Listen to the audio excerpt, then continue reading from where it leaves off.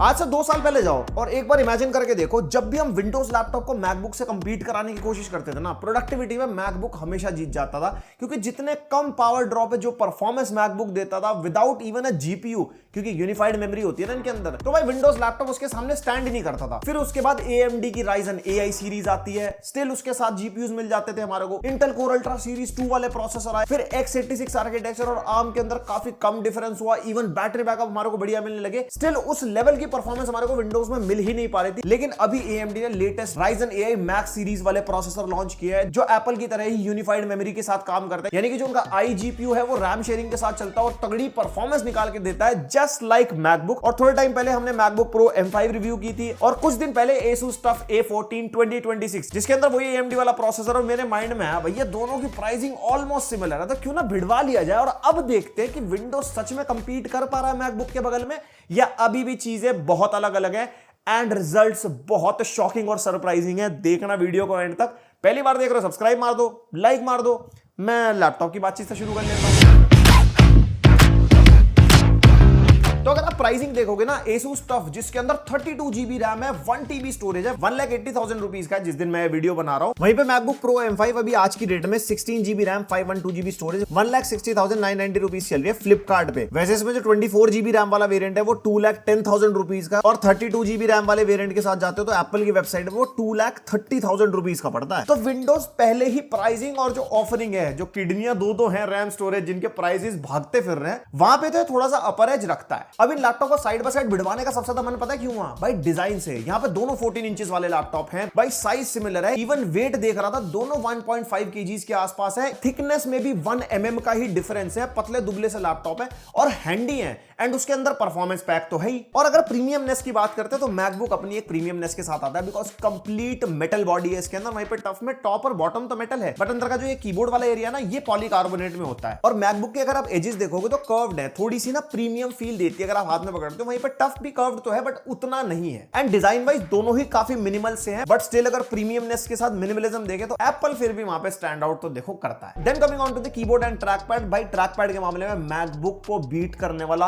अभी तक कोई मुझे लैपटॉप नहीं मिला मार्केट में जिसमें इस लेवल का ट्रैक पैड हो और इसके UI के हिसाब से इस लेवल की ऑप्टिमाइजेशन। भाई जेस्चर सपोर्ट, ऊपर से हैप्टिक फीडबैक वाला ट्रैक पैड, यानी कि फिजिकली प्रेस नहीं होता है, अंदर हैप्टिक मोटर लगी होती है, बहुत बढ़िया और एक अच्छी फीलिंग देती है। हाँ, अगर साइड बाय साइड विंडोज की बात करूं, टफ का ट्रैक पैड भी अच्छा है, फुली क्लिकेबल वाला है, अच्छा खासा बड़ा साइज है, चलाने में बढ़िया है। स्टिल मैकबुक का trackpad starting from Air series to कोई भी मैकबुक चले जाओ भाई जबरदस्त। फिर आ गया कीबोर्ड, दोनों का ही सेम साइज का कीबोर्ड है, बिकॉज लैपटॉप का साइज सेम है। टाइपिंग एक्सपीरियंस दोनों का अच्छा रहता है। मैकबुक थोड़ी ज्यादा प्रीमियम फील देता है, लेकिन एक चीज टफ की मुझे बेटर लगी, इसकी जो कीबोर्ड की बैकलाइट है वो मैकबुक के कंपैरिजन में ज्यादा ब्राइट लगी। उसके अलावा ज्यादा बड़ा डिफरेंस फील हुआ नहीं कीबोर्ड में। और हाँ, एक चीज एक्स्ट्रा मैकबुक के पास, दैट इज टच ID, जो Asus TUF में नहीं है। प्रोबेबली और कोई कंपेटिटिव लैपटॉप आएंगे मार्केट में जो सेम प्रोसेसर के साथ होंगे, उसके अंदर शायद आपको मिल जाए, बट हाँ Asus TUF के अंदर फेस अनलॉक मिलता है जो मैकबुक में नहीं है। मतलब दोनों का अपने अपने फायदे। आप बताओ, आप टच ID वाले हो या face ID, I mean face unlock. Face ID सिर्फ एप्पल प्रोडक्ट्स में बोलते हैं ना, विंडोज और एंड्रॉइड में फेस अनलॉक। अब दोनों का आर्किटेक्चर डिफरेंट है तो कूलिंग में भी डिफरेंस है। Asus TUF के अंदर हमारे को 2 डेडिकेटेड फैंस मिलते हैं, उसका रीजन भी है इसका पावर ड्रॉ ज्यादा है, जो परफॉर्मेंस वाले पार्ट में बात करूंगा। और वहीं पे मैकबुक में सिंगल फैन का थर्मल सिस्टम मिलता है, और Asus TUF में इंटेक्स नीचे की तरफ है, एग्जॉस्ट हमारे पीछे की तरफ होंगे। वहीं पे मैकबुक में जो एग्जॉस्ट है ना, वो डिस्प्ले के नीचे वाले एरिया में, बट उससे डिस्प्ले पे कोई इंपैक्ट वगैरह नहीं आता, बिकॉज फैन इसका इतना ज्यादा कोई तेज मूव करता भी नहीं है कि बहुत तेजी हवा फेंक रहा हो। और Asus TUF थोड़ा ज्यादा उठा हुआ लगता है, बिकॉज इसकी जो रबर पैडिंग है ना वो काफी मोटी है, वेयर जो हमारा मैकबुक है ना उसकी रबर पैड्स काफी लो प्रोफाइल है, तो एकदम बिल्कुल टेबल से चिपका हुआ होता है, क्योंकि नीचे कोई इंटेक ही नहीं है, तो ज्यादा कुछ उठा के फायदा ही नहीं है। और 100% लोड पे CPU टेंपरेचर हम देख रहे थे, टफ में 74-75 डिग्री तक जाता है, जिसमें वॉटेज अप्रोक्सीमेटली 55-57 के आसपास थी, जो एवरेज है। ये हमने स्ट्रेस टेस्ट किया था 21 मिनट्स के आसपास। वहीं पे मैकबुक प्रो M5 87 डिग्री तक जाती है मैक्सिमम, और इसका पावर पुश ज्यादा नहीं है, एवरेज 26 वॉट तक की पावर पुश करती है। फिर हमने कीबोर्ड टेंपरेचर सब देखे तो हमारे टफ के कीबोर्ड टेंपरेचर्स थोड़े कूलर साइड रहते हैं, लाइक WASD 32 डिग्री के आसपास, राइट साइड 31.7, इवन जो चिपसेट एरिया है वहां पे 38 तक जाती है। वहीं पे मैकबुक थोड़ी ज्यादा वार्म फील होती है, WASD के पास 35 डिग्री, राइट साइड से भी 34-35 डिग्री के आसपास, और चिपसेट एरिया के पास है 39-40 डिग्री के आसपास। और फिर आ जाते हैं भैया पोर्ट। यहाँ पे लेफ्ट साइड में भैया मैक से 2 Type-C थंडरबोल्ट 4 वाले पोर्ट मिलते हैं, जिससे आप display output and power delivery यानी कि चार्जिंग दोनों कर सकते हो, प्लस एक हेडफोन माइक जैक का कॉम्बो मिल जाएगा। और दूसरी तरफ हमारे को फुल साइज HDMI 2.1 का पोर्ट जो अप टू 4K 240 हर्ट्ज या 8K 60 हर्ट्ज तक ले जा सकते हो, और एक full size SD card slot भी यहाँ पे मिल जाता है। एंड एक और टाइप सी पोर्ट है राइट साइड में, विच इज ऑल्सो थंडरबोल्ट 4, जिससे चार्जिंग, डिस्प्ले आउटपुट सब चीजें हो जाती है। अब वहीं पे आता है हमारा Asus स्टफ। यहाँ पे भैया दो USB 3.2 Gen 2 type A port, एक USB 3.2 Gen 2 type C port. इस वाले पोर्ट में पावर डिलीवरी का कोई सपोर्ट नहीं है, लेकिन एक USB 4 वाला टाइप सी पोर्ट है जिसमें पावर डिलीवरी का भी सपोर्ट है। एक माइक्रो SD कार्ड का भी स्लॉट मिल जाएगा जिसको एज एन एक्सपेंशन भी आप यूज कर सकते हो। एक पावर इनपुट पोर्ट जो Asus का स्लिम वाला पावर जैक लगता है ना वो, एक HDMI 2.1 का पोर्ट जिसमें same 4K 240 hertz and 3.5mm headphone mic jack का कॉम्बो। Asus स्टफ जीत जाता है पोर्ट्स के मामले में। मैकबुक के अंदर थोड़ा आपको हब वगैरह लेनी पड़ेगी in case type A ports आपको चाहिए। टाइप इन नहीं, इनके सिलेबस में ही नहीं है भाई साहब। और दोनों में 14 इंचेस की डिस्प्ले और Asus स्टफ में IPS पैनल है। एप्पल अपने पैनल को लिक्विड रेटिना XDR डिस्प्ले बोलता है, which is in short an IPS mini LED panel, जो कि टफ वाले पैनल से डेफिनेटली बेटर है। बट यहाँ पे Asus वाले लैपटॉप के अंदर हमारे को एंटी ग्लेयर पैनल मिलता है, वहीं पे मैकबुक में ग्लॉसी पैनल है, तो रिफ्लेक्शंस वगैरह तो आते हैं इसके ऊपर। एंड टफ के अंदर 165 हर्ट्ज का रिफ्रेश रेट, एप्पल अपना प्रो मोशन 120 हर्ट्ज, चलाने में दोनों बढ़िया रहते हैं। साथ में Asus के अंदर variable refresh rate and FreeSync premium का भी सपोर्ट है। वहीं पे एप्पल में भी वेरिएबल रिफ्रेश रेट है जिसको ये डायनेमिक रिफ्रेश रेट बोलते हैं। एप्पल की टर्मिनोलॉजी थोड़ी सी एकदम अमीरों वाली है भाई साहब। एंड चीजें सरप्राइजिंग तब हुई जब हमने कलर गैमेट टेस्ट किया। यहाँ पे दोनों में ऑलमोस्ट 100% sRGB निकल गया, लेकिन P3 वैल्यूज 99% मैकबुक में, even Adobe RGB values and even NTSC values. तो ओवरऑल जो कलर एक्यूरेसी है वो मैकबुक की डिस्प्ले की बेटर है कंपेयर टू Asus स्टफ जो हम इस वीडियो में यूज कर रहे हैं। एंड वहीं पे ब्राइटनेस भी अगर देखते हैं तो Asus स्टफ 444 निट्स तक गया था मैक्सिमम, और वहीं पे मैकबुक में 650 निट्स की ब्राइटनेस, यानी कि ज्यादा ब्राइट फील होती है। साइड बाय साइड से आप सेम कंटेंट देख लो।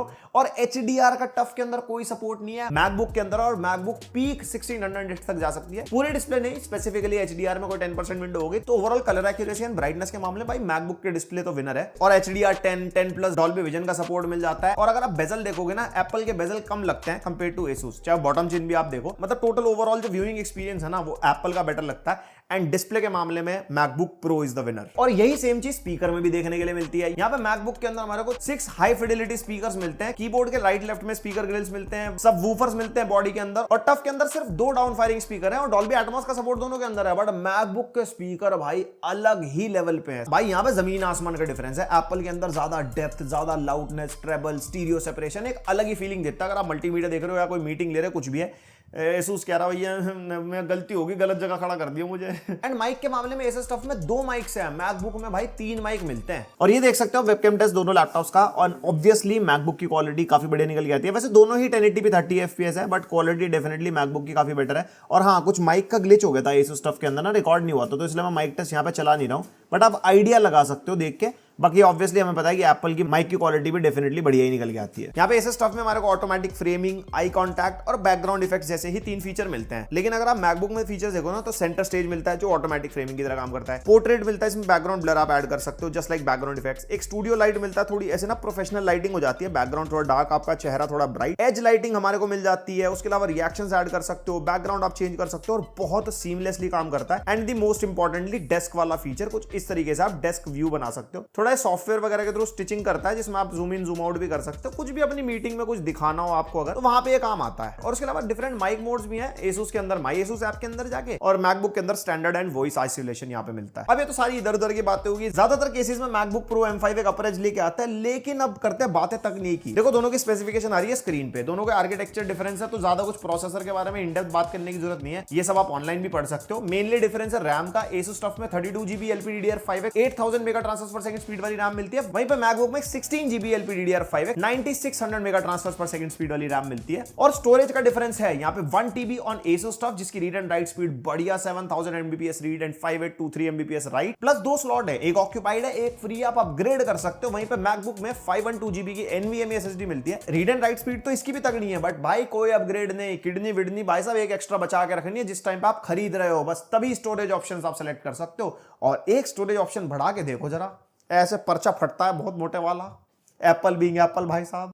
एंड बाकी कनेक्टिविटी दोनों की सेम है, Wi-Fi 6E and Bluetooth version 5.3। और एक चीज ज्यादातर विंडोज लैपटॉप में आपको मिल जाएगी, which is MS office for life time. कोई भी लैपटॉप आप बाय करते हो 95% लैपटॉप्स में मिल ही जाता है, लेकिन मैकबुक के अंदर ना ना ना ना ना, क्या फ्री मांग लिया कुछ? अरे हमारा प्रोडक्ट खरीद रहे वही बहुत बड़ी बात है। हाँ, विंडोज लैपटॉप के साथ एक्सबॉक्स का गेम पास आपको 3 मंथ्स के लिए मिलेगा, जो एसस टफ के साथ भी है, लेकिन एप्पल ने भी थोड़ा रहम बरसाया अपने कंज्यूमर्स के ऊपर। 3 मंथ्स का Apple TV plus, Apple arcade, music and creator studio ये दे रहे हैं। और क्रिएटर स्टूडियो के अंदर इंटरेस्टिंग चीज है जो इनका लॉजिक प्रो है, फाइनल कट प्रो और एप्पल की बहुत सारी एप्स जो इनके इकोसिस्टम पे प्रोडक्टिविटी में बहुत तगड़ी काम करते हैं। 3 महीना चलाओ, मजा आए तो जो ऐप आपको जरूरत लग रही है वो आप खरीद लो, पैसे तो लगेंगे ना फिर भी। और फिर आ जाता है हमारा एआई। एप्पल के अंदर एप्पल इंटेलिजेंस और विंडोज लैपटॉप के अंदर कोपायलट। एंड यहाँ पे दोनों के अपने अपने फीचर्स हैं। एप्पल इंटेलिजेंस में हमारे को कम्युनिकेशन मिल जाती है, जो लाइव ट्रांसलेशन वगैरह होगी across different languages, face time में भी आप उसको यूज कर सकते हो। इमेज प्लेग्राउंड मिल जाएगा, सिरी थोड़ी सी समझदार है, राइटिंग टूल्स मिल जाते हैं, वो सारी चीजें। But Copilot, specifically Copilot plus जो ये लैपटॉप है, बिकॉज इसका NPU 40 प्लस टॉप्स वाला है, तो इसके अंदर हमारे को भाई लाइव कैप्शंस, को क्रिएट मिल जाता है पेंट ऐप के अंदर, रिकॉल फीचर है, क्लिक टू डू फीचर है, और इन सब के बारे में बहुत बार एक्सप्लेन कर चुका हूं पुरानी वीडियोस में। एंड जो मेरे को और मेरी टीम को यूज करके लगा, ये कोपायलट प्लस ज्यादा अच्छा और बेटर तरीके से काम कर पा रहा है एंड यूजर फ्रेंडली भी है। और यहीं पे यूजर इंटरफेस की अगर बात करते हैं, मैं दोनों यूज करता हूं। मेरा अपना गेमिंग वगैरह के लिए विंडोज चलता रहता है और मैकबुक अपना मैं थोड़ा बहुत अपना ऑफिस का काम करने के लिए यूज करता हूं। ऑपरेटिंग सिस्टम वाइज मुझे विंडोज ज्यादा यूजर फ्रेंडली लगती है, ज्यादा तिकड़म आप लड़ा सकते हो, कोई चीजें बहुत जल्दी हो जाती है। मैकबुक के लिए कभी कभी ना कुछ चीजें समझ नहीं आती, ये करना है तो कैसे करना है, तो उसके लिए या तो चैट जीपीटी से पूछो ये कैसे करना है, तो स्टेप बाय स्टेप फॉलो करो, तो इसके लिए थोड़ी सी ट्यूशन लगती है। विंडोज अपना क्या भाई, मैं तेरे लिए बैठा हूं, तू बता करना क्या है तेरे को। बाकी आपका जो भी ओपिनियन हो बताना मेरे को कमेंट करके। स्टिल एक चीज बोलूंगा, मैक ओएस बहुत ज्यादा पॉलिश्ड है, बहुत बढ़िया तरीके से काम करता है। इवन इकोसिस्टम एप्पल का बहुत बढ़िया है। अगर आपके पास एप्पल डिवाइसेस हैं लाइक आईपैड, एप्पल की वॉच, आईफोन, उसके बीच में बहुत सीमलेसली काम करता है। जहां पे विंडोज लैग करता है और विंडोज वैसे भी लैग करती है, जहां पे मैक ओएस बहुत बढ़िया और प्रीमियम फील देता है। आप कौन से यूजर हो, अपना ओपिनियन जरूर शेयर करना। भाई अब आता सबसे इंटरेस्टिंग पार्ट, जो की है परफॉर्मेंस। उससे पहले एक चीज क्लियर कर दूं, एप्पल की मैकबुक चाहे चार्जिंग पे हो चाहे बैटरी पे हो, सेम ही परफॉर्मेंस देती है, सेम ही पावर ड्रॉ होता है इसका। लेकिन एसोस टफ जो हम यूज कर रहे हैं ये x86 आर्किटेक्चर के साथ है। ये भी बैटरी और चार्जिंग पे सेम परफॉर्म करता है परफॉर्मेंस मोड पे। लेकिन जब आप प्लग इन करते हो ना, तो एक एक्स्ट्रा मोड मिलता है विच इज टर्बो मोड, जिसमें धुआंधार परफॉर्मेंस मिलती है। तो इसलिए अगर आप सबसे पहले सिनेमा 423 में देखोगे ना, मैकबुक का सिर्फ एक ही टेस्ट है, लेकिन AMD Ryzen AI Max 392 के साथ 2 टेस्ट हैं, बैटरी एंड चार्जिंग जिसपे टर्बो भी है, और भाई मल्टी कोर की परफॉर्मेंस में फाड़ रहा है ये बैटरी में परफॉर्मेंस मोड पे भी। एप्पल की सिंगल कोर परफॉर्मेंस ज्यादा बेटर है, और अगर टर्बो मोड देखो तो उसमें तो भाई धुआंधारी ग्राफ ऊपर है, बट स्टिल सिंगल कोर में एप्पल ही बीट करता है इनको। फिर Geekbench 6 भी हमने टेस्ट किया एंड एप्पल M5 की परफॉर्मेंस बहुत बढ़िया है, विंडोज के टर्बो के लेवल की परफॉर्मेंस दे रहा है यहाँ पे। तो यहाँ पे जो मल्टी कोर परफॉर्मेंस है उसके अंदर काफी ज्यादा बीट कर रहा है मैकबुक को। भाई ये बैटरी पे भी इस लेवल की परफॉर्मेंस निकाल पा रहे हैं x86 आर्किटेक्चर वाले लैपटॉप में, जो विंडोज में पहले कभी पॉसिबल नहीं था। फिर आती है एआई की परफॉर्मेंस। यहाँ पे Geekbench 6 का एआई वाला बेंचमार्क रन किया था हमने, जिसके अंदर आर्किटेक्चर डिफरेंस है। तो एप्पल में Core ML फ्रेमवर्क यूज होता है, वहीं पे विंडोज में ONNX यूज होता है, और दोनों में हमने GPU यूज करा था टेस्टिंग करते हुए। अब अगर आप नंबर्स वगैरह देखोगे ना, तो एप्पल M5 की जो परफॉर्मेंस है वो इस स्टफ के टर्बो के आसपास आती है। टर्बो पे तो ऑब्वियसली वो थोड़ा बेटर परफॉर्म करता ही है। अब चीजें तब चेंज होती है जब रियल लाइफ यूज केस की बात आती है। हमने सेम LM स्टूडियो में से लोकली एआई मॉडल को रन किया, प्रॉम्प्ट हम जो ये सब लैपटॉप में डालते हैं वही वाला डाला। DeepSeek R1 8 billion parameter model run किया था, जिसमें एस स्टफ को जब टर्बो मोड पे टेस्ट किया तो भाई तगड़ी परफॉर्मेंस आनी थी। 36 सेकंड्स में आउटपुट निकल के आ गया, और टोकन इन्फॉर्मेशन आप देख सकते हो। और वहीं पे जब बैटरी पे टेस्ट किया परफॉर्मेंस मोड पे, तब भी इसने 59 सेकंड्स में आउटपुट दे दिया और टोकन इन्फॉर्मेशन ये रही। लेकिन जब मैकबुक के अंदर टेस्ट किया ना, इसने टोटल 1 मिनट 19 सेकंड्स लिए, और अगर टाइम टू फर्स्ट टोकन भी अगर आप देखते हो तो भाई टफ से काफी ज्यादा टाइम इसने लिया। उसका एक सबसे बड़ा रीजन है, दोनों यूनिफाइड मेमोरी पे काम करते हैं। अब एसस टफ के पास ज्यादा रैम है, और एआई टास्क में रैम का बहुत यूज होता है। यहाँ पे 32 GB है, तो इसलिए एसस टफ ज्यादा बेटर परफॉर्म कर पा रहा था। उसके बाद मेरी थोड़ी एक्सपेक्टेशन ज्यादा थी, तो मैंने DeepSeek R1 का 32 बिलियन पैरामीटर मॉडल रन किया, जिसमें मैकबुक भाई रीस्टार्ट हो रही थी, ये चला ही नहीं पाई, प्रोबेबली 16 GB रैम की वजह से। वहीं पे एसस स्टाफ ने बोला भाई साहब ये लो 6 मिनट 45 सेकंड्स में आउटपुट, और प्रॉम्प्ट हमने सेम रखा था, टोकन इन्फॉर्मेशन ये रही आपके सामने। तो एआई वर्कलोड में जो AMD के लेटेस्ट AI Max सीरीज वाले प्रोसेसर है ना, ये बेटर परफॉर्म कर पाएंगे। एंड यहाँ पे प्रोसेसर के साथ साथ रैम का भी काफी बड़ा रोल है, एंड मेनली दोनों device almost same price point पे। अब उसके बाद 3D मॉडलिंग एंड रेंडरिंग में अगर देखते हैं, तो जैसे कि एप्पल की ऑप्टिमाइजेशन बढ़िया है, तो यहाँ पे ब्लेंडर बेंचमार्क में आप देख सकते हो सबसे बेटर स्कोर ये निकाल के देके गया। एंड इवन BMW का रेंडर टेस्ट भी किया, तब भी सबसे कम टाइम मैकबुक ने लिया यहाँ पे। एंड अगर एडिटिंग की परफॉर्मेंस देखते हैं, तो फोटोशॉप अगर आप देखोगे सिमिलर परफॉर्मेंस देता है, ये टर्बो मोड लेवल की विंडोज के कंपैरिजन में। प्रीमियर प्रो में भी सेम ही हाल है, एंड आफ्टर इफेक्ट्स में भी अगर आप देखते हो तो बहुत बढ़िया परफॉर्म करती है विंडोज के कंपैरिजन में। एंड ये तो सिर्फ बेंचमार्क हो गए, रियल लाइफ यूज केस में भी हमने चीज देखी, जिस टाइप की वीडियोस हम एडिट करते हैं 4K 60 FPS और काफी सारे बी रोल्स ट्रांजिशन, हमारी टाइमलाइन कुछ ऐसी दिखाई देती है। तो दोनों के अंदर एज सच कोई मेजर डिफरेंस तो फील नहीं होता ना, बट हाँ लंबा अगर आप यूज करोगे, मैकबुक ज्यादा स्टेबल और ज्यादा ऑप्टिमाइज्ड फील तो होती है, डिपेंडिंग अपॉन द सॉफ्टवेयर आप कौन सा यूज कर रहे हो। एप्पल के जो अपने सॉफ्टवेयर है वो तो और भी बढ़िया चलते हैं इसके अपने ऑपरेटिंग सिस्टम में।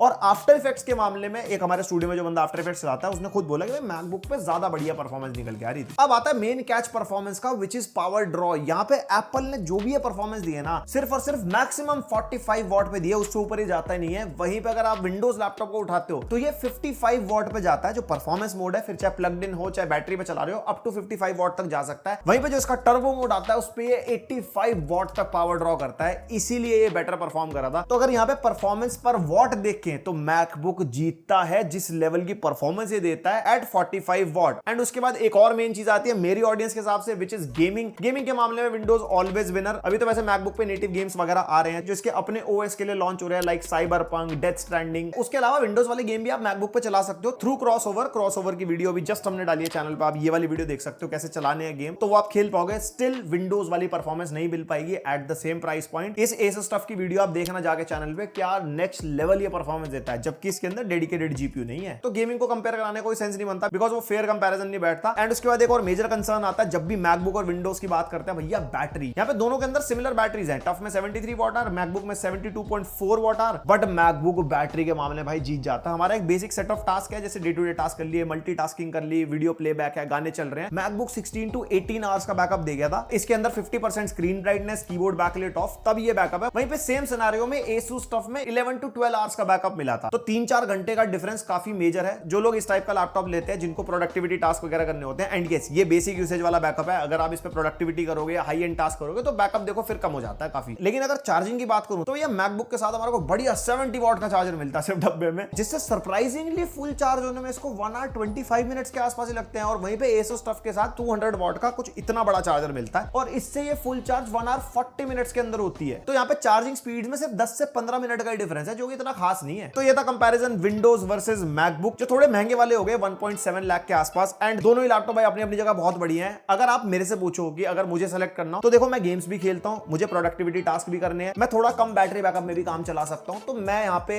Asus टफ चूज करूंगा। मैं अपने हिसाब से बता रहा हूं। लेकिन अगर आपको एडवाइस दूं, अगर आप बहुत टाइम से मैकओएस चला रहे हो, इसका ऑपरेटिंग सिस्टम आपको पसंद है, तो डेफिनेटली परफॉर्मेंस वाइज बहुत बढ़िया है। गेमिंग आपको नहीं करनी, काम चलाओ कैजुअल टाइप की गेमिंग आपको करनी है, थ्रू क्रॉसओवर वगैरह आपको खेलना है, मैकबुक भी अपने आप में बहुत अच्छी चॉइस है। और ये प्रो M5 है, वैसे एयर M5 भी लॉन्च हो गई है जिस दिन मैं वीडियो शूट कर रहा हूं, आप उसके लिए भी जा सकते हो। परफॉर्मेंस आपको ऑलमोस्ट सिमिलर मिल सकती है, बस हाँ मैकबुक एयर M5 का थोड़ा पावर ड्रॉप प्रो वाली से कम हो सकता है, बिकॉज उसके अंदर थर्मल सिस्टम नहीं होता। स्टिल वो भी एक ऑप्शन है आपके लिए, बस उसके अंदर फैन नहीं होता, तो हैवी टास्क में प्रो वाली ज्यादा बेटर परफॉर्म करती है। बाकी display, speaker, webcam, mic, design, everything MacBook is the winner. हाँ पोर्ट्स अगर छोड़ दिए जाए, वैसे प्रो वाली में ज्यादा है, एयर वाली में तो बिल्कुल भी नहीं होते। बाकी आप बताओ, आप टीम एप्पल हो या टीम विंडोज हो, मेरे को कमेंट करके लाइक शेयर सब्सक्राइब। मिलते हैं नेक्स्ट वीडियो, अब तक के लिए बाय।